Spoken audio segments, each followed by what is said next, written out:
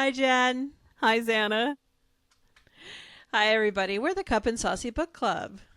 What did I assign you to read this month, Xana? This month you gave me Leather and Lark, written by Brynne Weaver. It was narrated by great friend of the show, Samantha Brentmore and Eric Nolan. This is the second installment in the Ruinous love trilogy, which was kicked off by Butcher and Blackbird, which we reviewed at the beginning of the season. Yeah, this is one of the few times I was going to break the rules and give you Yeah. part two in a series, but what did you think? So I'm glad I read it, but I liked it. I did like it. I must say that I enjoyed the book. It's a little bit romance. It's a little bit murdery, and it. So the first of the Ruinous love trilogy follows the love story. It's a rom-com with two serial killers. Well, this is a rom-com with a sorry, the sunlight is doing something weird on my face, so you'll have to excuse me, everybody. So suddenly, it's been cloudy all day, and suddenly the sun decided to come out and go off of my neighbor's windows. Anyway, this one is a love story between a budding serial killer. Actually, she's somewhat established. Yeah, I was going to say she's established. She's actually very established, come to think of it. She's got a body count. She's established. She has a serious body count. She Yes. has a serious body count.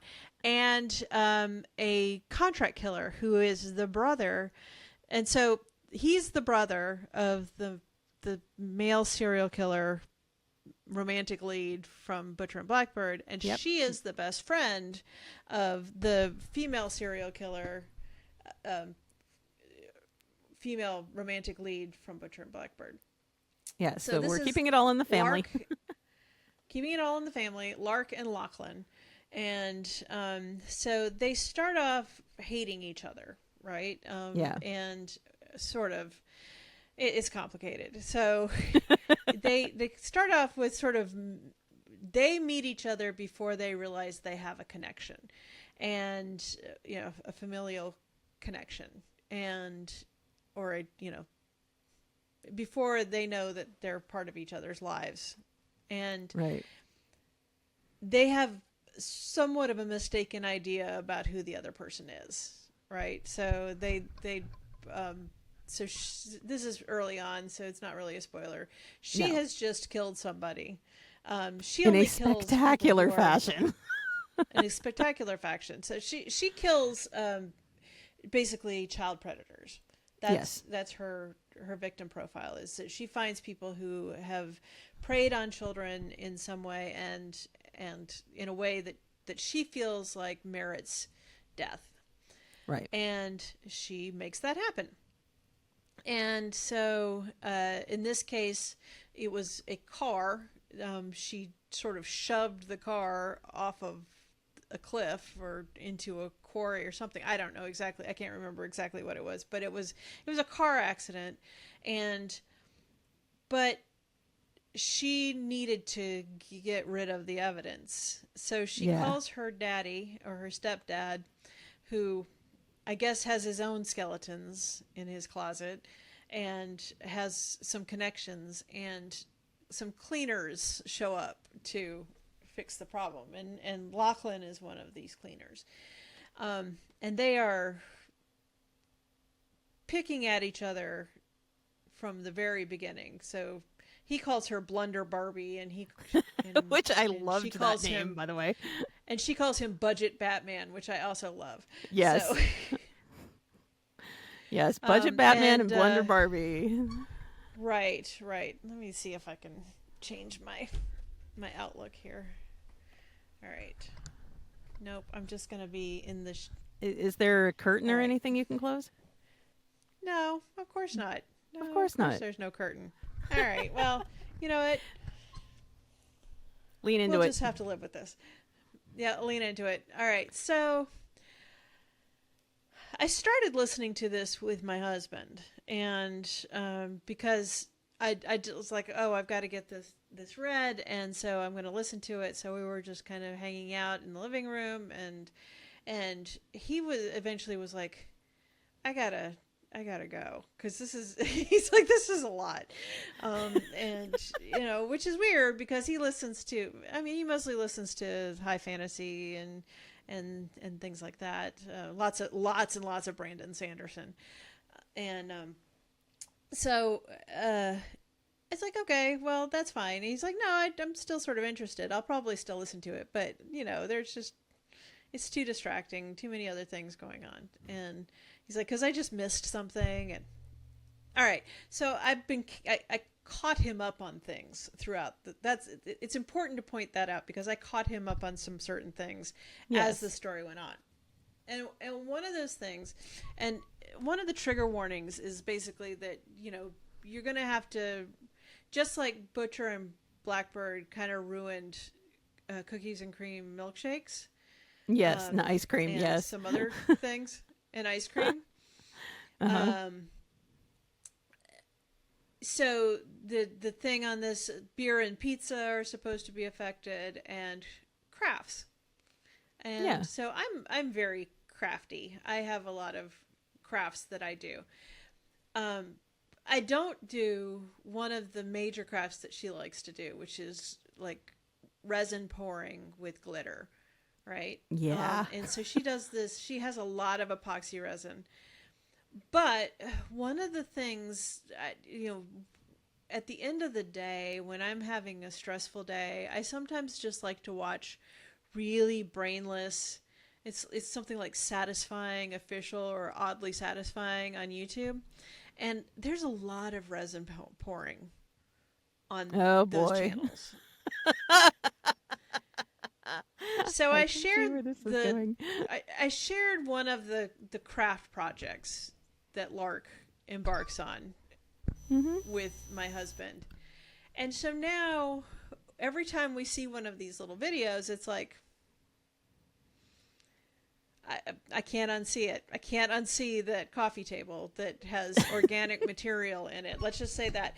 So, and this is sort of my other issue with the resin pouring thing is that,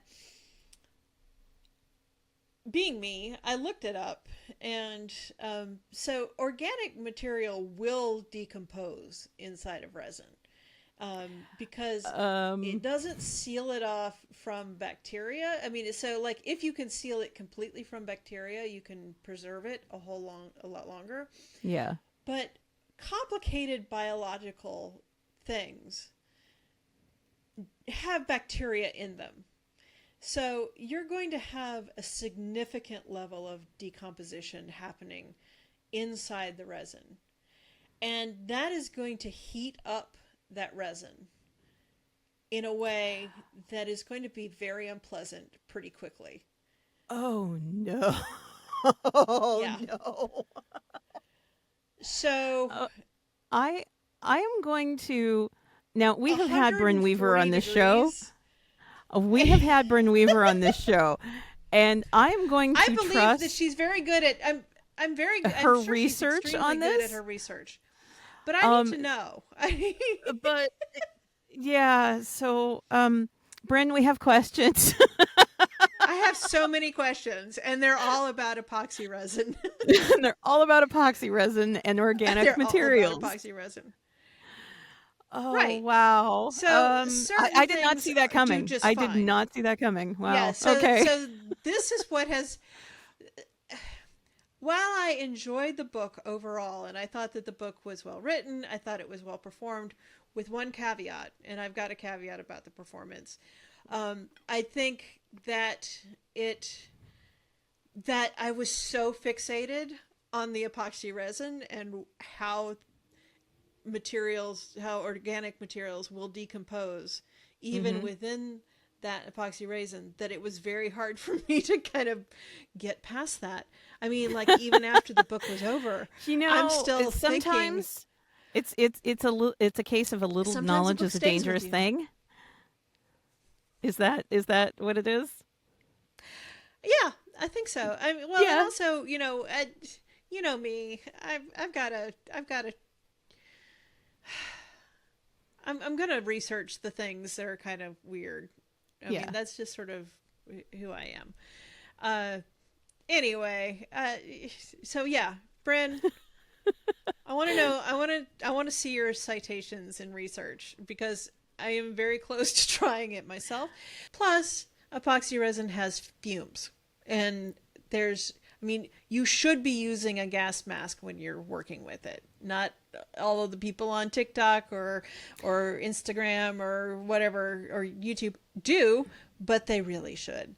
They really should. So, or I mean, and at least the place was well ventilated. So Yes, yeah, she was and she did make a so point she of was saying fine. that too. So Right, yes. right, and that's good. I'm cool with that. So, loved the book. The epoxy resin stuff was. I have so many questions. Okay, all right. So, and so Again, one, I did not see that one. That one being, right. I if you were know, going to I have know. any objections, that was not the objection I thought you were going to have. Oh yeah, no, I don't have any. What objection did you think I would have? Um, so not objection necessarily, but more questions. So, Okay.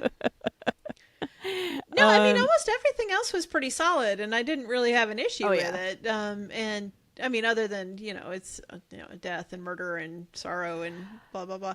Yeah, but but it's, I mean, so this. I love the aunt. I Oh my love the God, aunt. the aunt is she's She's like amazing. she is amazing and kind of who I want to be when I grow up, kind of thing. I Right, mean, just right.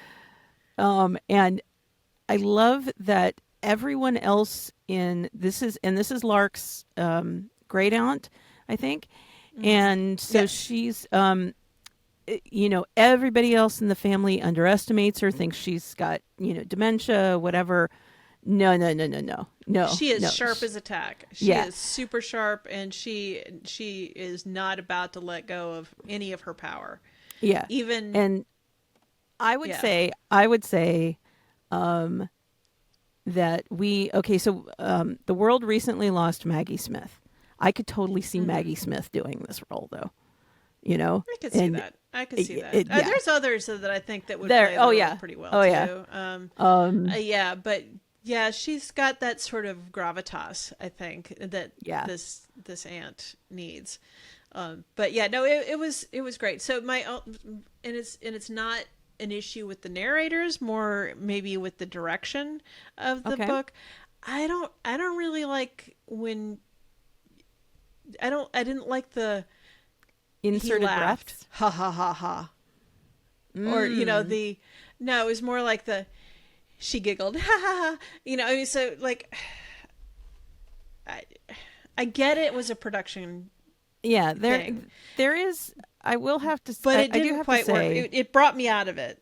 yeah, It brought me that out of it. there are with the different production houses. So first off, this was produced in a different by a different production company than produced Butcher and Mm-hmm. Blackbird. So that there are then changes that are made in doing that make a performance different, and so Right, right. it's the job of the And these were narrator to. different. These were different actors as well. But Sam and Eric were both great. I mean, they were Oh yeah, really very. Their performances were excellent. Very no notes about the performances other than the inserted giggles and laughs and stuff that just it. There were some moments in Butcher and Blackbird that had some little giggles and laughs, but and I know it had to do with how they were captured because it was yeah. recorded in the same place at the same time. I don't. It felt more forced Okay. in this production. So And this was it not to recorded in the same location, but it was right. they were recorded together. Okay. Well, but it's still there was. It was still kind of a. To me, it sounded a little stilted. It to the point. It was so much of it that it brought me out of it. It stuck in my head As in not the best kind of way. yeah. Yeah. Well, and But that overall, I would was get so. That was the thing that I cup thought level that you for the was going to be book. your objection, not about the epoxy, because again, I just didn't. I should have known though at this point that you were going to research it, and Well, of course I am. I mean, because I'm of looking for a course. new craft, right? And I will say, ladies and gentlemen, that she is not taking up the crafts that were performed in Leather and Lark will not be Xana's new hobby. Just stating that for our, you know, for Yeah, probably not. Most of them. yeah. I don't really like how I would have to come by the materials. So, Yeah, yeah, exactly, and right. you know, Nobody wants to buy for that much epoxy resin. I kid. yeah, that's totally the reason why is that That's you don't totally have the the room for reason. that much epoxy resin in your house. I don't. Yeah, and I don't Yeah, need a new coffee table.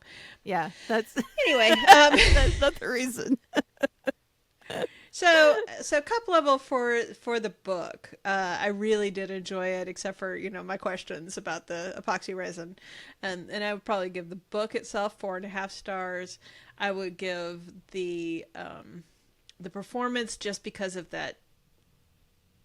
It gets knocked out a peg, so it's 4 stars for the performance. I mean, like I said, the performers were great. I just don't like that choice of That choice. that directing choice. Yeah, And that's just me. And if that doesn't bother you, then it shouldn't be a problem. Saucy level, it was pretty steamy, and so there weren't that many steamy scenes, but no, there was a lot of romance because Lachlan was just so attentive to her to Lark's needs in a lot of yeah, ways, but not it wasn't like super sexual or anything. There was definitely some steamy sex, and then the last bonus chapter was all pretty much steamy stuff, yeah. and maybe outside of some people's comfort zone. I thought it was fine. It made sense to me, and given the Read your trigger warnings, people. That's all you got to say. read your trigger warnings. Yeah, just read your trigger warnings. It's not for everybody, but if you read your trigger warnings, you should be just fine. Yeah. Yeah, So I thought it was good. I liked it. What yeah, about you? and I did too, and I also had an issue with the a bit with the extras with the giggles and the Mm-hmm. giggles and the breaths and the laughs because that is a choice that I have been hearing a lot more in romance Mm-hmm. narration in particular, um, Mm-hmm. and it worked better in this book than it's been in some others that I have read, but it's Mm-hmm. a matter of getting used to it for me. Um, Right. because Right. it's not something that I'm used to hearing. But then, the transition from like what we've talked about with other audiobooks where there's that transition of just reading it like you're that deadpan read to an actual performance. There was a transition point for that, and now there's Mm-hmm. like a more cinematic there's been a transition to a more cinematic I gotcha. performance. Yeah. And so I Right. think that Yeah. that's what's happening here. I guess And I guess I can see that, and that may bring more people in. I don't yeah, know. I just it's not it's going to not be really for been my cup everybody of though. tea. It's not going to Right. be for everybody. But I mean, Eric Nolan, Samantha Brentmore, they're brilliant and yeah. Yeah, they Oh, are. absolutely. Yeah. And Eric Nolan, this is the first thing that I'd heard from him. So I did not Mm-hmm. have any expectations at all, but I was really pleasantly And like, he what had a else? whole What range else is he of doing? act. Yeah, he's got a pretty good range of accents and voices with the male characters in this. This is done in duet, and so so Sam does all of the female characters, and Eric does all of the male characters, and he's got just a full spectrum of accents. Well, not full And spectrum, but also in yeah, and then also a as a large. bonus for this that we didn't have before, there is a song by it was created by a Canadian artist, Thomason, and called "Ruinous Love," that Yeah, yeah. is spoken in the book, but is actually a song, and you can find it on Spotify, and we'll have a link. And But it's Sam does I sort of loved it. sing It was a beautiful song. Yeah. Yeah, and but it was created specifically for this book, which is something that I hadn't Right. really heard a lot of before. So Yeah, that's pretty cool. yeah, and so So we're what's up next? so for next month's selection, we're going to close out our season, and we have been doing a lot of episodes, and so now we're going to close out the season, and we're going to end the year with "Killers of a Certain Age" by Deanna Raybourn. What? In this book? Oh shit! We've already talked about this book. We did. So when this did, was when did we talk about this book? This was last year when we talked about books that we enjoyed that we didn't review. This was one of my very, very, very favorite books of last year. So you weren't even paying attention, were you? No, but no. Hang on. How many books did we review in the last 2 years? A lot. And you know my brain. It's all good. I mean, I do. And for every book that we review, I read 20 others a month. To be perfectly honest, I don't even remember which books you said were your favorites that we didn't review there last you go. year. So you know, no shame, no fair. blame here, Xana. You know me. But we will pick another one. But before we Okay. do that, I do want to ask you what you. I mean, obviously, it was one of your top 5 books, so you liked it. I love this book. I love this book. I have both eyeball read this book and listened to this book. It was performed by Jane Oppenheimer, who does the voices of the now, and Christina Delane, who does the voices of the past. So the premise of this book, it's not a romance book, it's an adventure book, or a suspense, more of a suspense book, I guess. So the premise is that there's 4 60-something, around 60-year-olds who started with the museum, which is it's like a CIA, NSA, but more clandestine kind of thing. Like it's like off the books, secret worldwide agency. Well, anyway, I love this book. The performances were great. I want to see this as a movie because this book is so much fun. It's funny and it's fun, and I really, it's like Reds, but all women. Yeah. So, or Red. And women, the and retired women of a certain age. And right. Thank you. Right. Let's have It's more, let's have more main right. characters. So retired, extremely dangerous, but for women. And so I was thinking about like trying to cast it, and I was thinking, in my head, like the Helen Mirrens or whatever, the Jamie Lee Curtis. And like, no. Oh yeah. They're actually in their late 70s. This is 60. Yeah. This would be like the Jennifer Anistons or the Courtney Cox or the Selma Hayek. Yep. Or find the Gen X actors. Yeah. Right. Yeah. These are early Gen X, kind of, late boomers or early Gen X potentially. And I'm like, oh man. Yep. That's disturbing. But anyway, read it. It's so fun. It's so much fun. I love this book so much. Yeah, 5 out of 5. I enjoyed this one too. But not much steam. No, not much steam. There's a little bit of sex talk, but tiny bit.